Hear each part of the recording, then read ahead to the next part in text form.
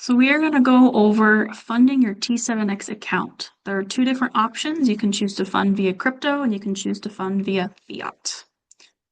First, we're going to go through the crypto funding at this point. So in order to fund your account via fiat, you're going to go to T7X, you're going to log in, and you're going to go to the wallet section over here on the right-hand side. Now, all of the different crypto assets that you can choose to deposit are all available down here. For this purpose, I'm going to show you how to deposit USDC. So you're going to click the little plus one right there, which is the indication of receiving funds or where your destination will be. So you're going to click that. It's going to pop up, and again, make sure it's receive. There's receive or send. Under receive, and specifically with USDC, there are two different options. You can send, you can receive funds from Ethereum, ERC20, or the ones USDC on base.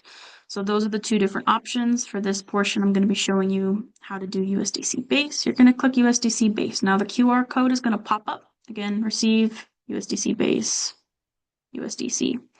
The QR code is going to pop up, and there's also the address below. We recommend copying and pasting the address, or obviously using the QR code to make sure that your destination is correct.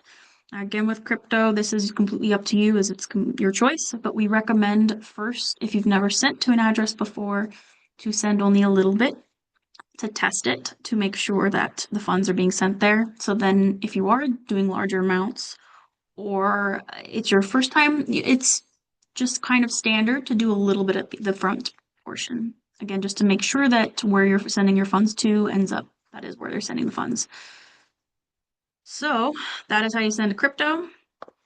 Now we have another option, funding via fiat. So again, we're going to go back to the wallet section, and we're going to click fund with fiat. This will take us out to here.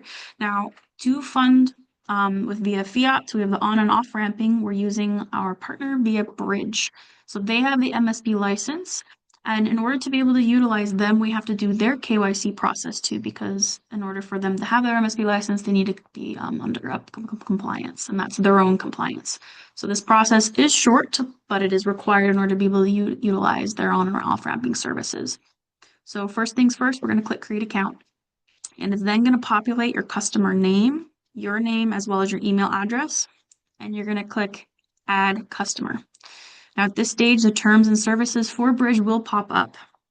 Now you can choose to read their terms and services as well as their privacy policy, and then by clicking accept, again, you do agree to those terms and conditions. I'm going to click accept, and now we're going to go through their KYC process. Again, you did do T7X's KYC process. We do ask for more information than they do, and they ask for something different. They ask for your social security number, which we do not ask for. We're going to go through that process right now. So again, they ask for your government ID, which you're familiar with, and they ask for some basic information. So as you've gone through T7X, KYC already, you already know your government ID that you use, and then we're going to go through that basic information so you're aware what they're asking for. So they're going to ask for your first name and your last name. Your middle name is optional, and then they ask for your birth date, as well as your social security number, and then your address. And that is all that they ask for. You're going to click continue once you've done with that process. And then now we're at the stage where you finish their KYC. Now you get to choose to deposit. We're going to go over depositing today. So first things first, you're going to click transfer in. That is a deposit. So this little thing is going to pop up right here. The only two things you need to worry about are your source of payment rail and your amount. So for source of payment rail, we can see over here on the right-hand side the options. There's ACH Push, and then there's a wire transfer. And then for our European friends, we got SEPA. Now I'm going to explain a little bit of the other things around here just so you understand. Customer ID is you. You don't need to worry about that.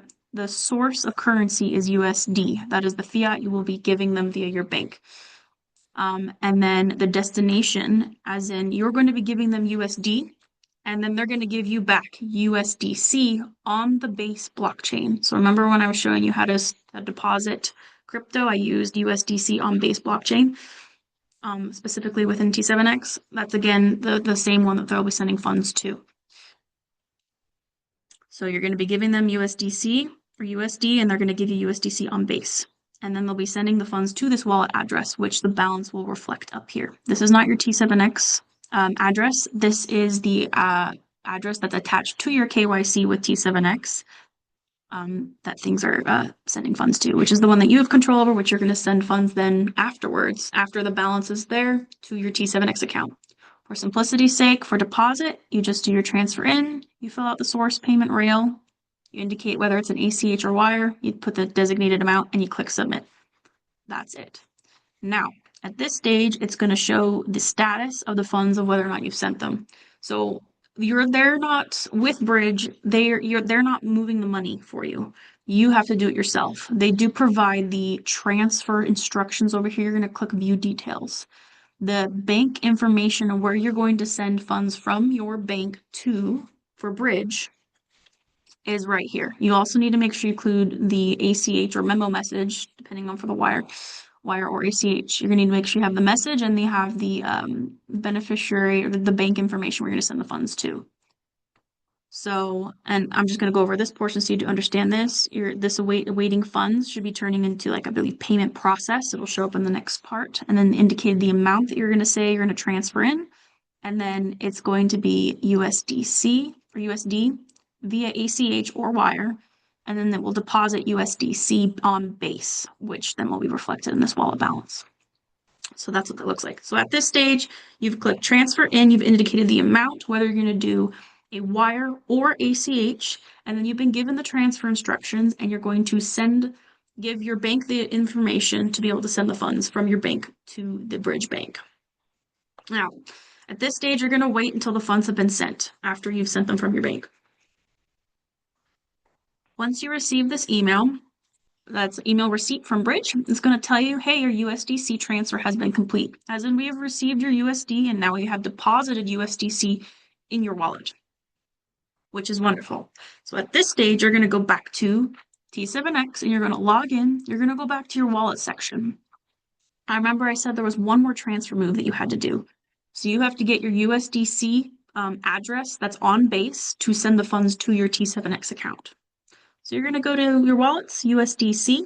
You're going to click on the receive.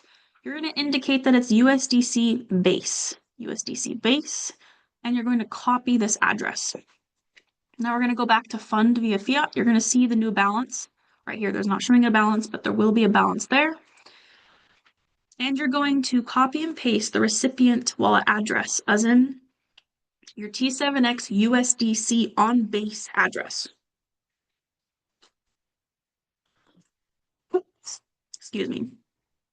And then you're going to indicate the amount that you're going to transfer. Now, again, with crypto, we would all recommend, as the kind of standard with crypto, to not do the full balance up front. Do a little bit to be able to test to show that it's going to the following address.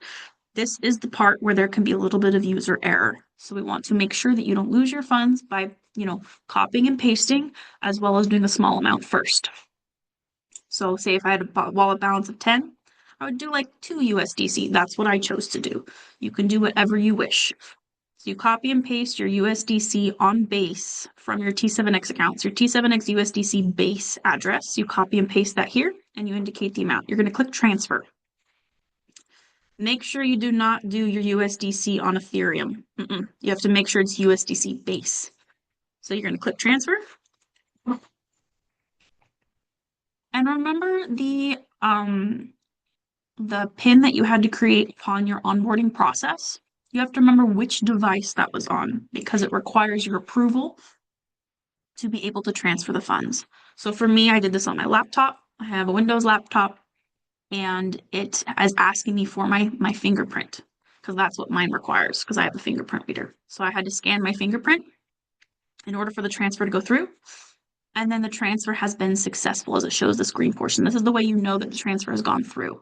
And then you can move the funds to your T7X account so you can see the balance there.